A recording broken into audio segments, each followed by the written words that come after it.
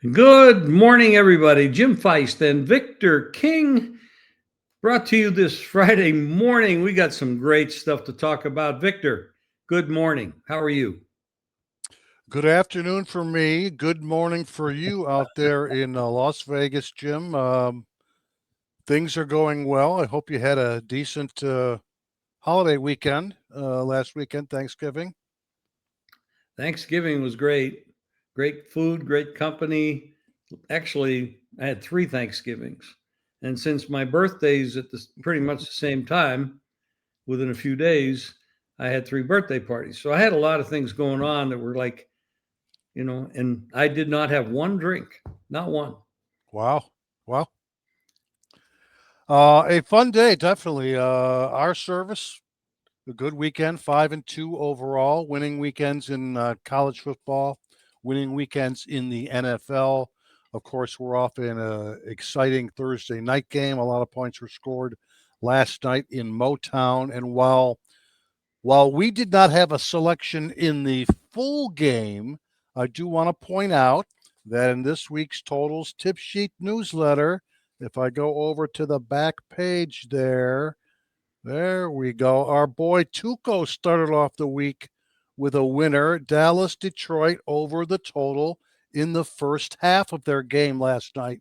I believe it was 29 points in the first half, a ton of points in the second half. But again, while we didn't have a full game over, we're pleased with the over in the first half. Plus, for our service, our season long customers, we had a play on Dallas over their team total.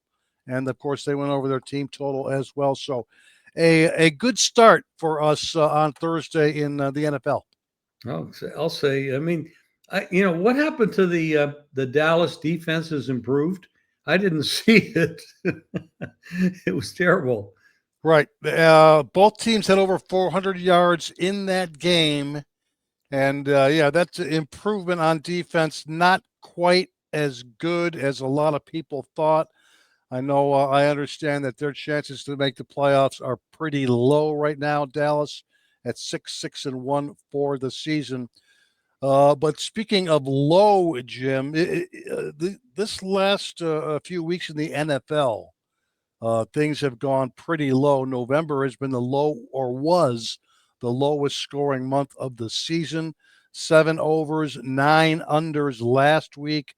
Average combined points only 42.9. And that makes 3 weeks in a row now in the NFL where the average points per game has been 43 or less. So Wow. we are at a low period, low scoring in the NFL right now. That doesn't mean that there's still a handful of overs out there that are worthy of it. But again, November was the lowest scoring month of the season. And in fact, I'm sure odds makers are fine with the overall results on the year. 96 overs, 97 unders, one tie. We're Wow. pretty much split right down the middle when Wow. it comes to totals on the season. That's amazing.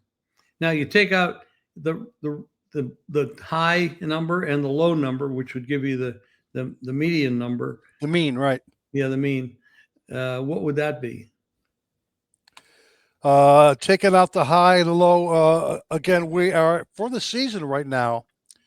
Obviously, I mentioned we're off a low scoring month. But here's the weird part for the season. NFL games are right now at 45.8 combined points per game for the season. And Jim, that is the exact same average as last season, 45.8. So Wow. basically, nothing's changed in the last 2 years in the NFL. 45.8 points per game this year, the exact same total as last season. Rinse and repeat, huh? Rinse and repeat. Absolutely. Um, Jim, we're a little short on time. Yes. We don't have a heck of a lot of in terms of review from last week.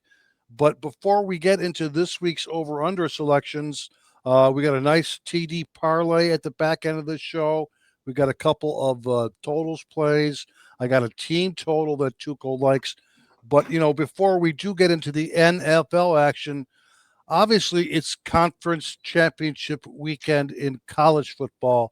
We've got a big totals play in the SEC championship game on Saturday that I'm going to kind of keep to myself. It's available, of course, at the playbooksports.com website. But Jim, with that said, there's a game being played tonight on Friday night. There's 4 conference championship games tonight that I do want to at least talk about for a second here, and it's the game out in your neck of the woods. I know it's not out there in Las Vegas.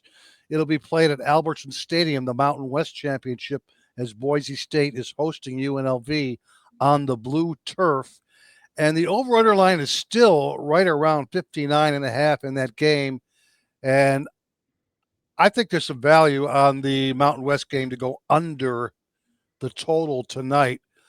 Number one, Mother Nature is going to probably have an impact out there on the blue turf tonight. From what I see, it's like 90 to 98% chance of rain out there in Boise for the game tonight. And I do think that'll slow things up in that Mountain West game. Not to mention, the Mountain West Championship game has the best under numbers of any championship game over the last 12 to 15 years. I've got the numbers here. I worked my way through the database. In the last 12 seasons, the Mountain West Championship game, only 3 overs, 9 unders. That's 75% under the total. An average of only 44.6 combined points per game. And again, when you factor in today's line is in the high 50s, that gives us a little bit of historical value on the under. Not to mention the fact that Boise State, when they are playing in the Mountain West Championship, their games have averaged only 41.6 and even lower, 37.2 when they are hosting the Mountain West Championship. And finally, UNLV, who's also playing tonight, has averaged only 46.0 combined points per game in the Mountain West Championship. So, based on the bad weather forecast, based on the historical numbers in the series, I would definitely consider the under in the Mountain West Championship.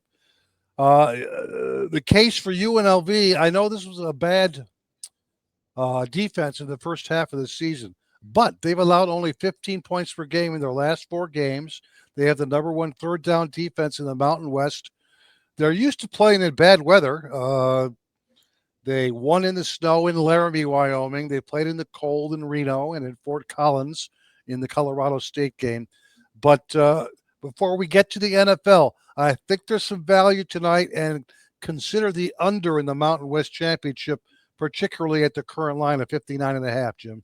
It's interesting that game opened 56.5 and it's 59 or 59.5 everywhere. And actually, Fanatics has got it at 60. Interesting. Good value there. If the game were to be playing in Vegas, I could see that line. That obviously they'd be playing indoors in Las Vegas, but it's not. They're playing on the blue turf, outdoors in what should be nasty weather. So I definitely think there's some value on the Mountain West game to go under the total tonight. I see you have a play on the side, and we'll leave that for the paying customers, obviously. Consider going low on Friday night tonight if you're watching the podcast before that game kicks off on Friday evening. Okay, that sounds good. Now, Jim, NFL, this is our forte. Obviously, we got to get into the NFL, and the lead play for us this week, excuse me, in the totals tip sheet is one of these cross-country games. These interesting cross-country games when a West time zone team travels all the way to the East Coast to play an early Sunday game. And that is happening this week with the Seattle Seahawks traveling east to play the Atlanta Falcons Sunday, 1 o'clock. That's 10 a.m. body clock time for the Seattle Seahawks.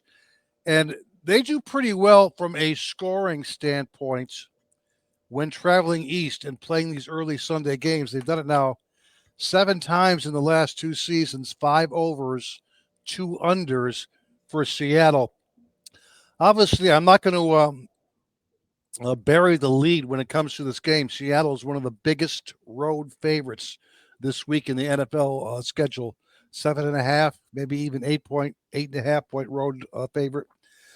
But there's been a really hot pattern in the NFL in which we go over the total when a team is favored by more than a touchdown on the road.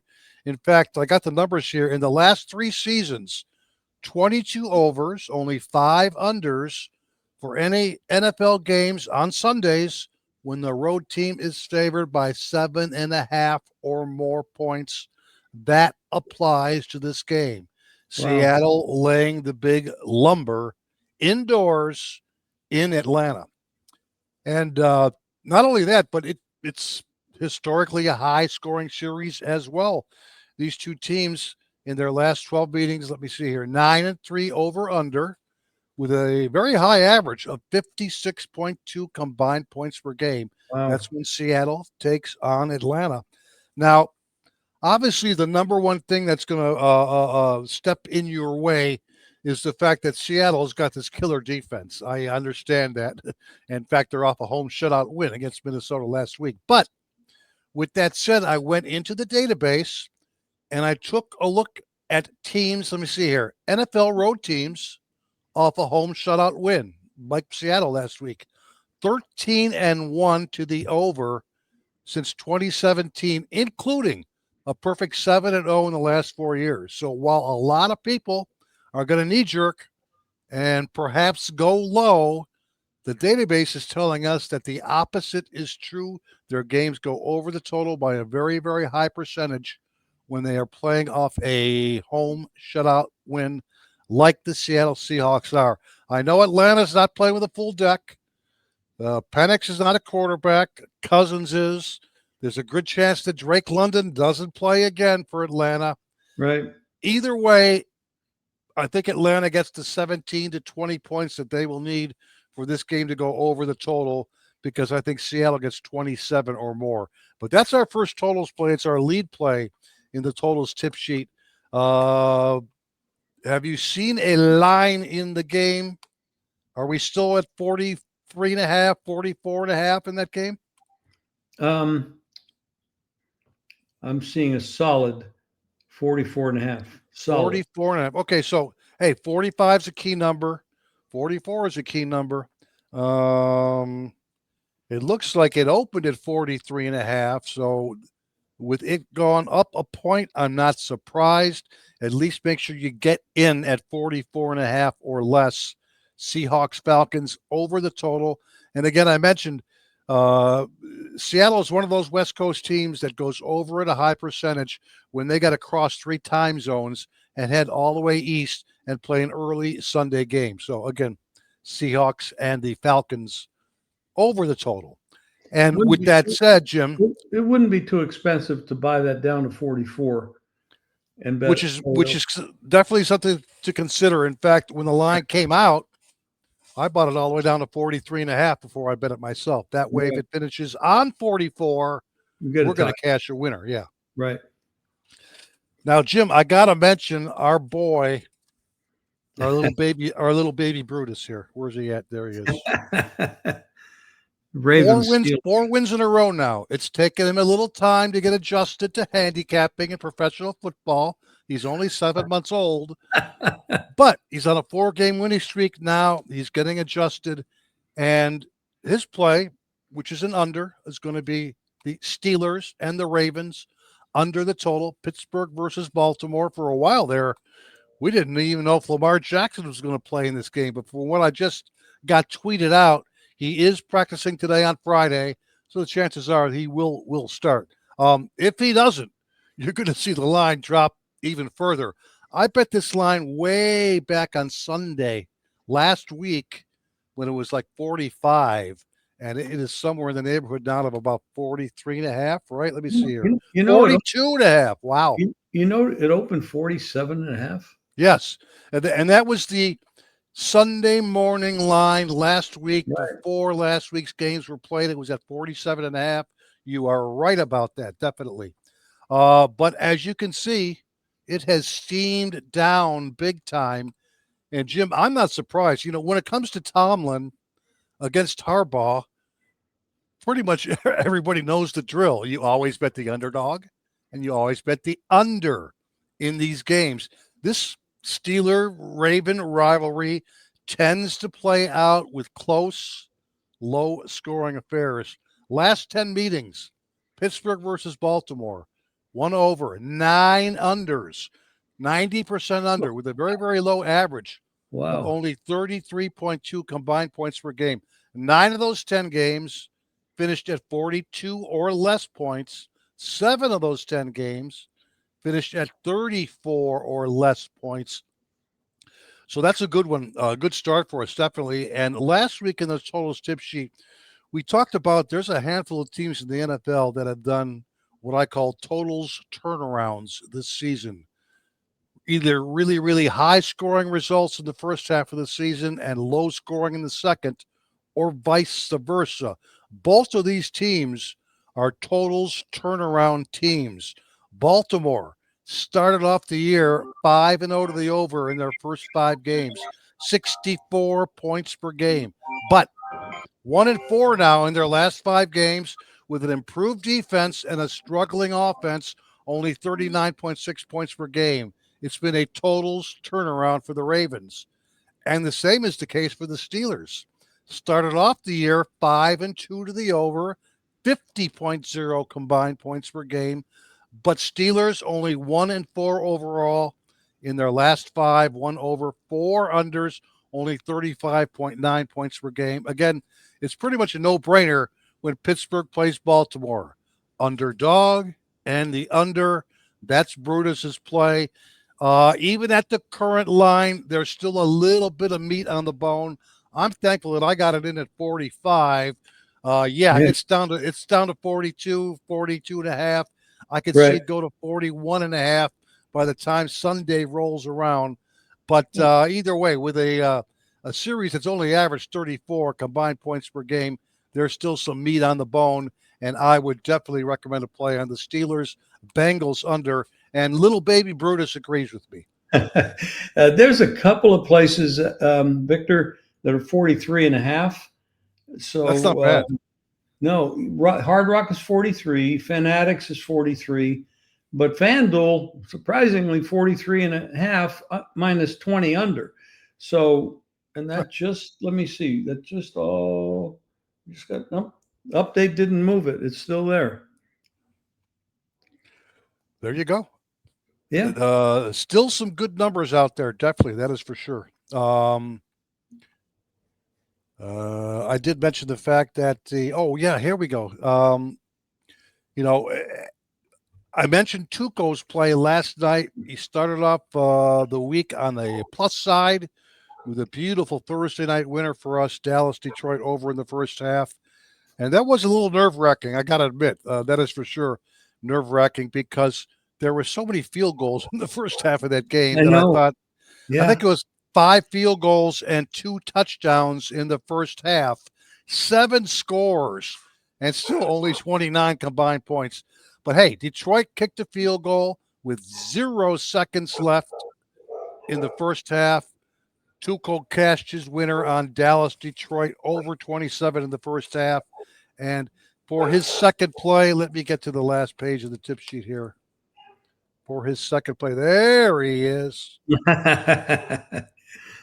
We don't do this very often where we head up into our old stomping grounds and even consider playing any sort of over in a Cleveland Browns game. But we are indeed doing that this week. A rare play, excuse me, on the Cleveland Browns to score over 19 points on their own. A team total against the Tennessee Titans. The reeling Tennessee Titans, I might add. Are we asking a lot for a team that's averaging only 16.2 points per game on the season? Perhaps with Cleveland. But unlike Tuco's other play, the bar has been set nice and low for us this week. It's nice seeing a low bar occasionally in which we must clear. With good reason here that the bar is set so low. And with good reason that we like Cleveland to score 20 or more points in the game. They take on one of the worst defenses in the entire NFL. Tennessee is one of only 4 teams in pro football that's allowing 27 or more points per game on the season. The other four teams, Cincinnati, Dallas, and the New York Giants, the four worst scoring defenses in pro football. And in that 12-game stretch, Tennessee has allowed 20 or more points, which is Cleveland's magic number, 20 or more, in 11 out of their 12 games. Also, in Cleveland's defense, they actually outstatted the San Francisco 49ers last week. Despite losing 26-8 at home, they outstatted and outyarded the 49ers. Cleveland did. Turnovers in bad situations. That's why they ended up losing by 18 points in that game. That's why they are who they are. Quarterback Shadur Sanders actually outplayed Brock Purdy last week. And not only that, but he has improved his overall statistics with every subsequent start this season. So, with only an 8-point output last week in a game in which they outstatted their opponent, this is what we call positive points regression is in order for Cleveland. And the clincher for us comes from the database. NFL home favorites after a home game in which they scored less than 10 points have averaged 27.8 points per game in the last 5 seasons. That applies to the Browns. 27.8 points per game. Again, we got a nice low bar. It's only 20 points that we need from the Browns in this game. I can't say how many points Tennessee's going to score. Obviously, it's one of the lowest over-under game lines of the season, right? Browns, Titans, 33.5 to 34 points. Right. But we are going to play Cleveland to score 20 or more. It's a rare time that we get to play the Brownies, particularly a Brownies over. Again, we'll stay away from the full game over or under. But Tuchel loves the Browns to score 20 or more. What's the team total on that? Let me see here. I don't have that on my screen. I've got it currently at 19 for Cleveland. There's some 19.5s as well. Okay. 19, 15. Okay. 1915 would give you 34, right? Okay. Right. Yep. Hey, again, we look at the play Cleveland very often. It looks like the weather will be relatively decent in Cleveland. Not a heck of a lot of wind, which is obviously the number one factor. Before we get into our touchdown parlay, Jim, we do have to mention, since I just touched on the topic, it is Mother Nature time in pro football. Of course, as we flip the calendar here to December, totals bettors have to start paying attention to their local weather forecasts before they pull the trigger on basically any game. Mother Nature came into play last week, that is for sure, with impacts from rain, from snow, and from wind last week.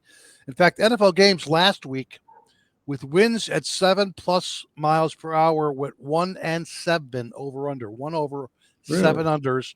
They've gone 1-9 to the under in the last 2 weeks, 6-18 since week 10. NFL games with winds of 10 or more mile per hour have gone 8-20 over under this season, and 70 and 125 over under in the last 4 seasons. That's 64% under the total. How much? Not necessarily the rain. It's not Wow. necessarily the snow.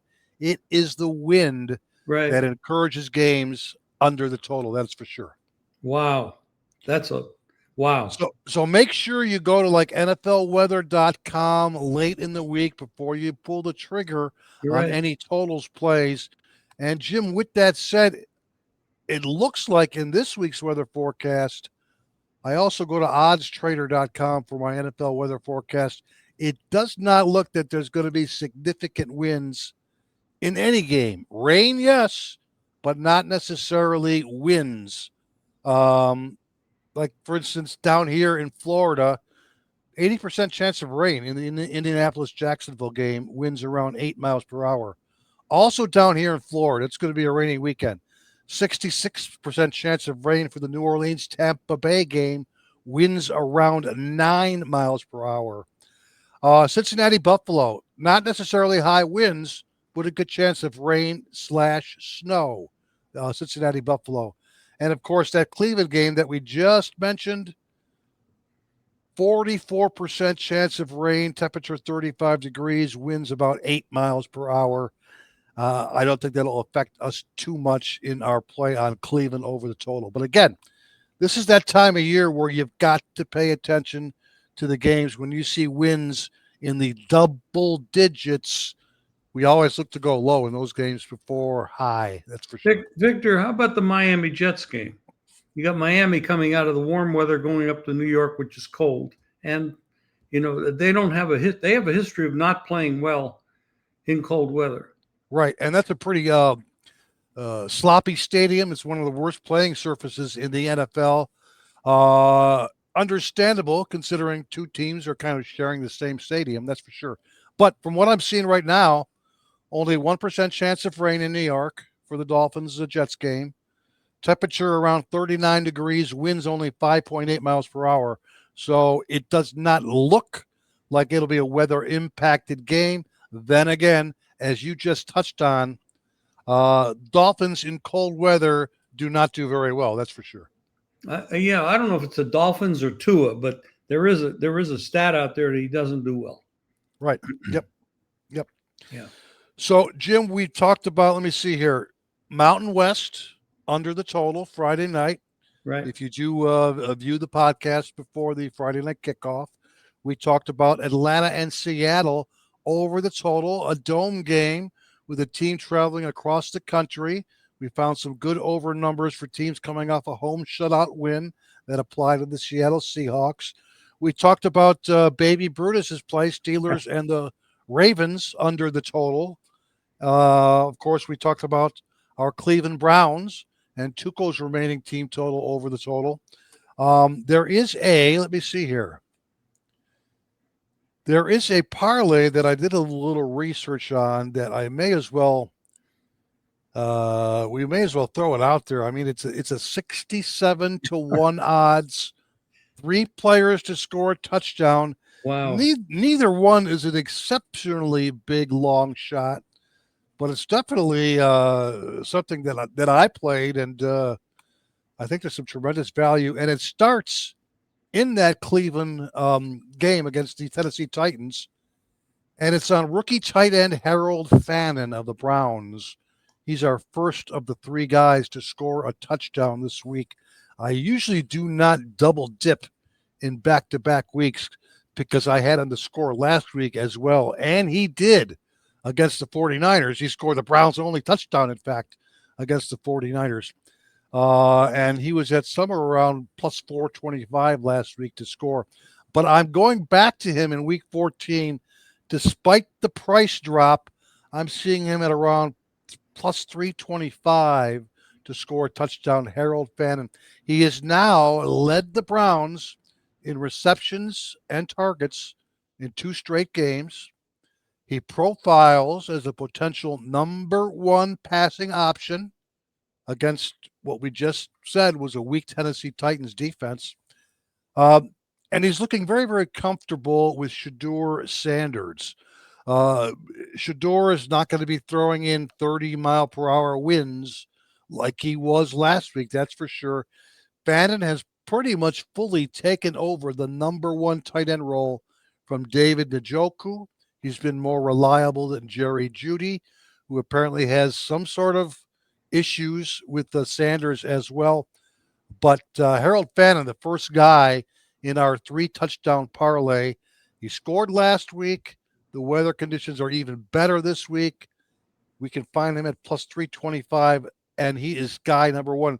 And in fact, this is what I call a 1 o'clock 3 TD parlay. Harold Fannin starts it off at number 1. Number 2 is we always like looking for that wide receiver that all of a sudden is getting significant playing time compared to earlier in the season. We talked about John Mechie for the Jets when he was acquired by the Eagles. He scored for us. Last week I was on Adonai Mitchell to score for the Jets, and we got him at like 7-1 odds, and he did score a bomb in that Jets game last week.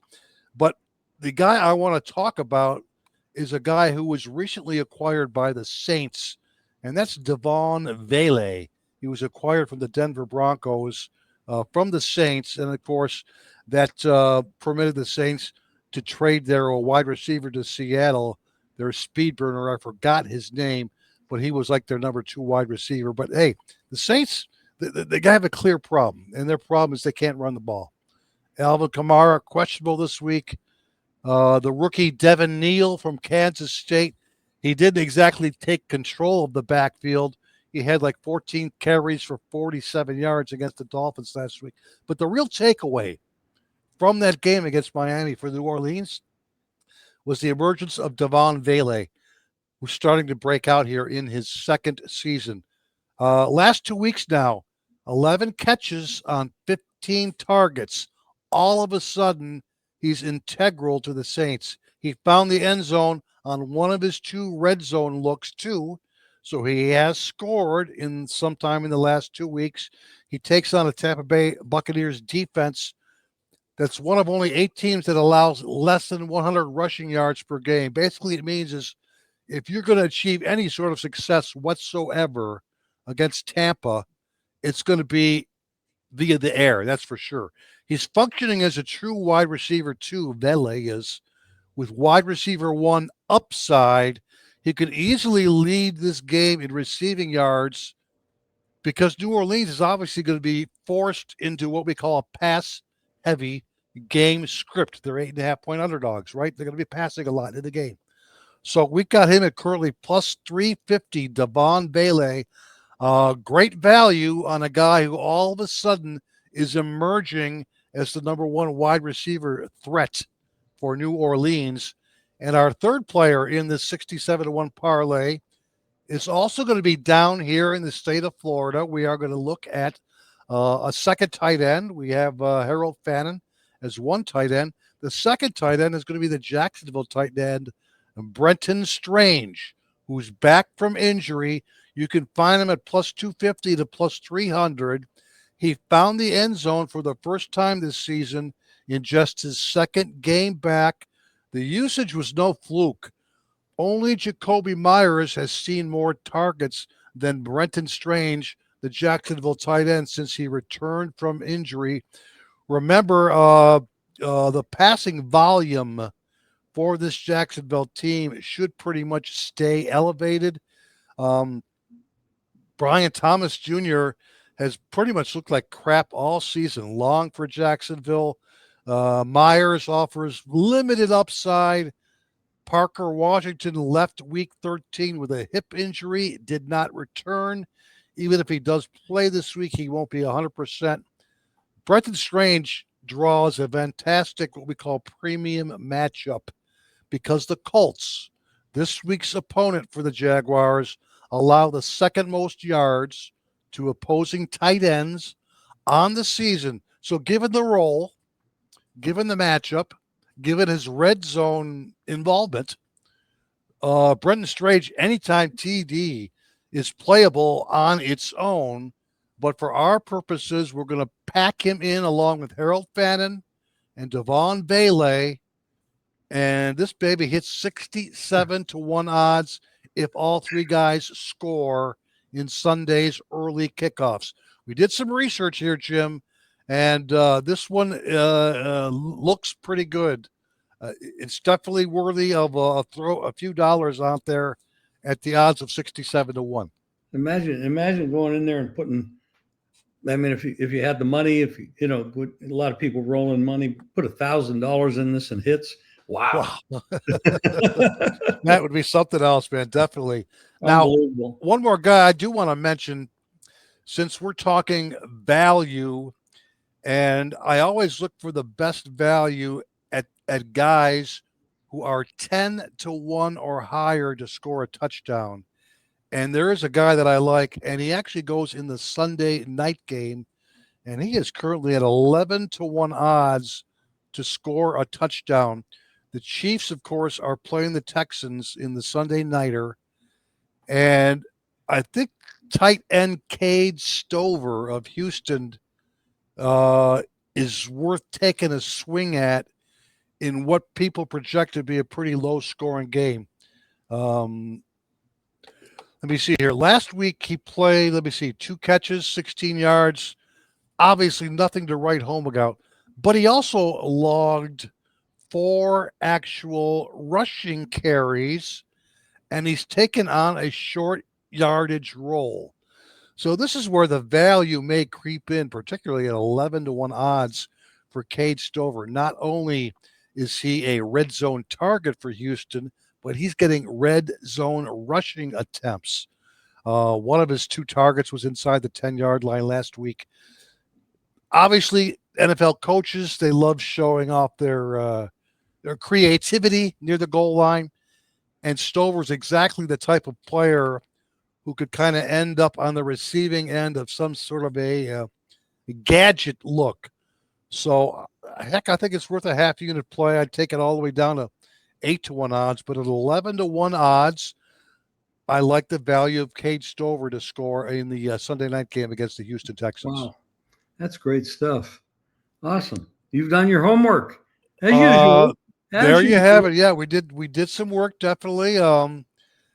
Again, I don't know what we're going to do in this Cleveland full game total, down to 34, even some 33s and a halves. I could see that line being justified if it was a high wind blizzard game, but it's really not going to be in Cleveland. And in fact, this is from our totals tip sheet. Game 14 or greater, home favorites of more than a field goal have gone a perfect 9-0 to the over in the last 20 seasons when the over-under line is a very, very low 34 or less points.